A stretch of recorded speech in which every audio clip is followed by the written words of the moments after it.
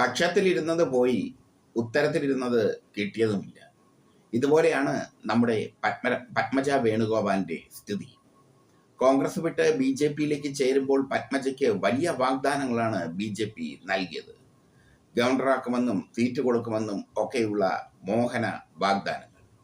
ഇപ്പോൾ ഗവർണറുമാക്കിയില്ല, സീറ്റ് കൊടുത്തതുമില്ല. തേരാപ്പാര നടക്കേണ്ട ഗതികേട് പത്മജ വേണുഗോപാലിന് വന്നിരിക്കുന്നു. ചുരുക്കത്തിൽ പത്മജ വേണുഗോപാൽ ബി ജെ പിയിലേക്ക് പോയതിലൂടെ ഏറ്റവും കൂടുതൽ നഷ്ടം സംഭവിച്ചത് അവർക്ക് തന്നെയാണ്. കോൺഗ്രസിൽ ഉണ്ടായിരുന്നപ്പോൾ കോൺഗ്രസിന് ഒരു ഗുണവുമില്ലായിരുന്നു പത്മജ വേണുഗോപാലിനെ കൊണ്ട്. ഒരു ഗുണവുമില്ലാത്ത പത്മജ വേണുഗോപാലിന് കോൺഗ്രസ് പല പ്രാവശ്യം സീറ്റ് നൽകി. പക്ഷേ പത്മജയ്ക്ക് വലിയൊരു ജാതക പിഴയുണ്ട്. എവിടെ മത്സരിച്ചാലും, ജയിക്കാവുന്ന സീറ്റിൽ മത്സരിച്ചാലും പത്മജ വേണുഗോപാൽ തോക്കും. അതാണ് അവർക്കുള്ള ജാതക പിഴ. കോൺഗ്രസ് ഒരുപാട് അവസരങ്ങൾ നൽകി കരുണാകരന്റെ മകൾ എന്ന നിലയിൽ. പക്ഷെ അതൊന്നും വിജയകരമാക്കാൻ പത്മജയ്ക്ക് കഴിഞ്ഞില്ല. ഒടുവിൽ ഗവർണർ സ്ഥാനം മോഹിച്ചാണ് പത്മജ ബി ജെ പിയിലേക്ക് ചേക്കേറിയത്. പത്മജയെ ഗവർണറാക്കുമെന്നൊക്കെ ഉറപ്പ് കൊടുത്തു ബി ജെ പി നേതാക്കൾ. പക്ഷെ പിന്നീട് പത്മജ വേണുഗോപാലിന് കാര്യം ഏറെക്കുറെ മനസ്സിലായി. തന്നെ ഗവർണറുമാക്കില്ല, ഒരു കോപ്പും ആക്കില്ല. ഇപ്പോൾ പത്മജ ഒന്നുമല്ലാതായിരിക്കുന്നു ബി ജെ പി. കക്ഷത്തിലിരുന്നതും പോയി ഉത്തരത്തിലിരുന്നത് കിട്ടിയതുമില്ല എന്നൊരവസ്ഥയിലേക്കാണ് പത്മജ വേണുഗോപാൽ പോയിരിക്കുന്നത്. പത്മജ വേണുഗോപാലിന്റെ സ്ഥിതി അതിദയനീയമാണ് ഇപ്പോൾ. ബി ജെ പിക്ക് വേണ്ടി കഴിഞ്ഞ തെരഞ്ഞെടുപ്പിൽ പ്രസംഗിച്ചൊക്കെ നടന്നു പത്മജ വേണുഗോപാൽ. പക്ഷേ തെരഞ്ഞെടുപ്പ് കഴിഞ്ഞപ്പോൾ പത്മജ വട്ടപൂജ്യമായി മാറി. പത്മജ ബി ജെ പിക്ക് ഒരു ഭാരമായി മാറി എന്ന് വേണമെങ്കിൽ പറയാം.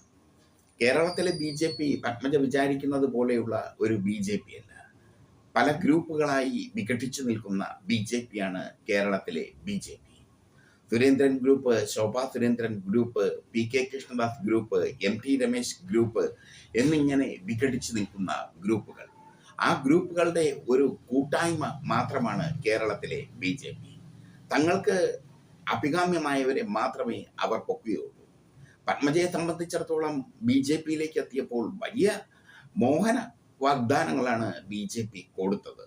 പത്മജയെ വലിയ നിലയിലേക്ക് എത്തിക്കും, പത്മജയെ ഗവർണറാക്കും, പത്മജയ്ക്ക് സീറ്റ് നൽകും എന്നൊക്കെയുള്ള വാഗ്ദാനങ്ങൾ.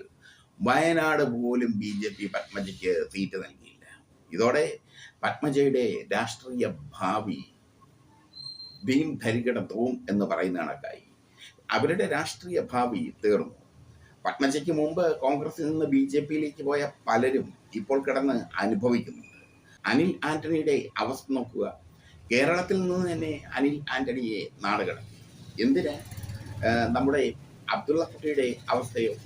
ദേശീയ മുസ്ലിം എന്നൊക്കെ പറഞ്ഞു നടന്ന അബ്ദുള്ളക്കുട്ടി ഇപ്പോൾ ആകെ മൊത്തം അങ്കലാപ്പിലാണ്.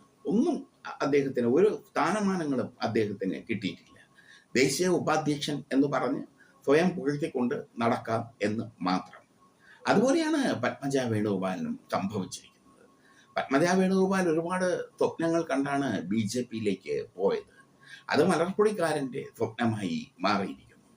ബി ജെ പിക്ക് പത്മജ വേണുഗോപാൽ ഭാരമായി മാറിയിരിക്കുന്നു.